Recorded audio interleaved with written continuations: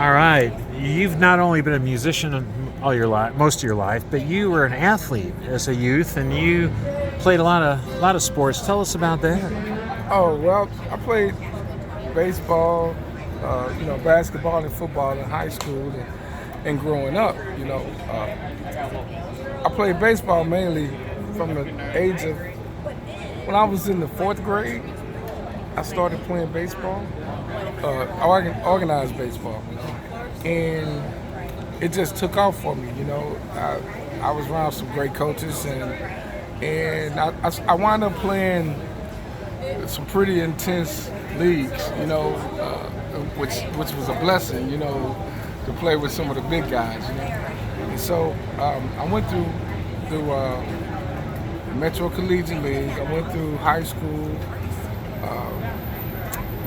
Well, after I'll tell you this. When I graduated high school, I graduated on a Friday. The next day, Saturday, I was on a bus touring with a baseball team. We were traveling. I was on the traveling baseball team. And so I thought that was pretty cool, to play with like a lot of the elite players out of St. Louis public schools were chosen for this team. And so we played a lot of Division I teams, AAU teams. I mean, they threw the book at us. We played a team on the USA Olympic field because we was in that league where we wound up playing. And I was like, wow, man. I was overjoyed. But, after that, I came home and I went to college and I went to play football because I played football in high school. I did pretty good in high school. But when I went to Blackburn, I wasn't too happy. So I called my mom, and my mom said, well, you can come home. So I came home. I went to Forest Park. And from Forest Park, I went to Missouri Baptist, which was a very elite team. It was very serious. And so I played there in Mobap. And so the coach got fired.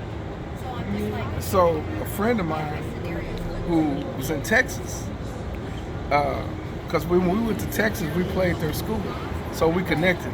And so when I told him about what was going on, he talked to the coach in Texas, and the coach in Texas gave me a scholarship to come to Texas College. And I was very, very blessed.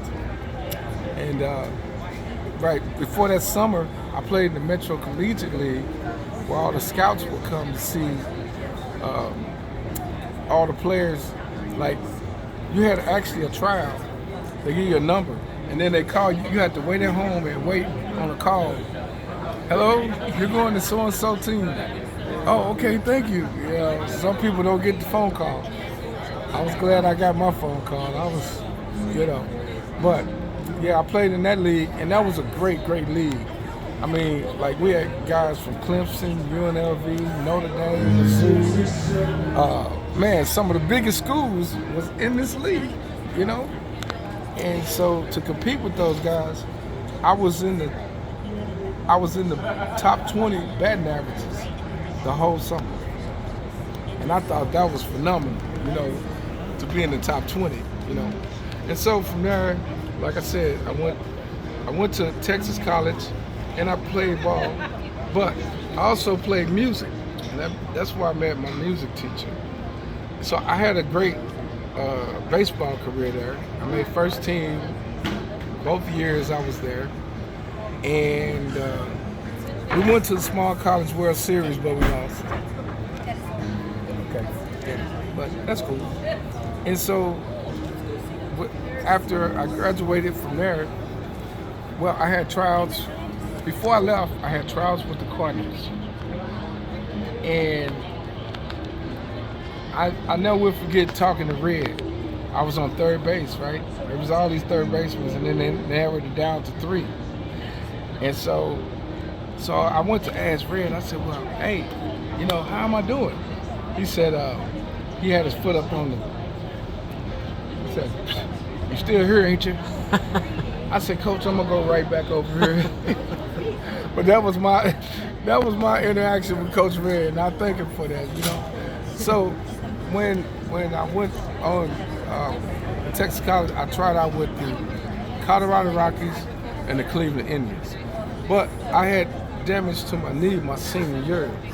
So my running time wasn't as good as it was at first because I ran a 4.1 and then it kind of dropped down to like a 4.4 because I was favoring my leg. So when I graduated, it was the opportunity to go to the Texas Louisiana League, or this band was going to Europe. And I was like, man, I can't pass that up. I might not ever get a chance to. So I went with a band called Tim Wheeler and the Soul Shifters. That was the first time I ever went to Europe. And so we went back and forth a couple years. And after that, when I came home, that's when I met Buddy. So I was playing with those guys. And then a couple years after that, I got a call from Lucky Peterson because Tim Wheeler Band, we went to Dallas. And one of the guys in Dallas heard me and he said, I know this guy named Lucky Peterson needs a drummer. So he gave me his number.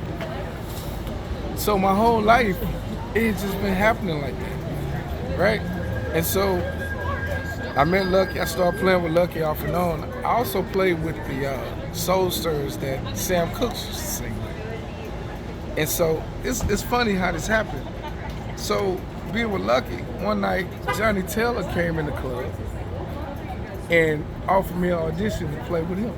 So I wound up playing with Johnny Taylor. You know, he had been with the Soul Stirrers. So my whole life was just a whirlwind of,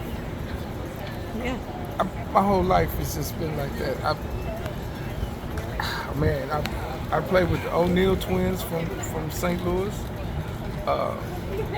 It's so like this because I was always, everything was just happening, and it's hard to like keep, track because it was so much happening at one time, and it was overwhelming to me. I didn't know what to think half the time, but I was on the ride, and I was riding the ride, and I was really thankful. Well, I'm really glad that your ride brought you to St. Louis and that you're a part of St. Louis. Well, the St. Louis thing, I'll tell you about that. My mom and my dad started to get elderly. And so I had to make a decision to come off the road. So I came home to help take care of them. And, with me, in the process, I wound up going through an amputation. But I just want to thank my mom and dad for everything, because without them, there's no me.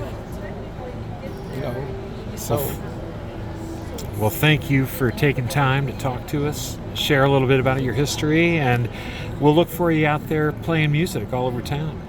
Yeah, and I want to tell you about Leo Hall in Dallas, Texas. I played on the record with Leo and Buddy Whittington and those guys, and it was actually, it came up to be nominated for a Grammy because of Phil York, which was the producer that, he was a Grammy Award winning producer, and he produced like Willie Nelson, Dolly Parton. And so we played on his last album, and when he passed, it was up for a nomination. So I'm a Grammy nominated drummer with Leo Hall and those guys. So, well, I think it's just a case of your talent and being in the right place at the right time, and opportunities coming your way. And it's just being open for those moments, and being in the right place. It's just a lot of it's fate, a lot of it's talent, all kind of rolled together. Yeah. Oh, I actually played Texas, and when I was in Texas, I played country. I'm on country records. I never dreamed that, but that was a wonderful thing. Yeah, I'm on a country record, and it did pretty good. And I played with a lot of great musicians in there. That was good. One of the guys used to play with Sheryl Crow. That's who got me the gig. And Nice. he actually influenced me to play because I was like, man, I don't know country. He was like, oh, you'll be all right. And after I played it, I felt pretty good. I was like, yeah, I kind of like this. I can do this for a while, you know. But it's all about music and who you're playing with, and the friends that you keep while you're playing. That's the most important part. Yeah.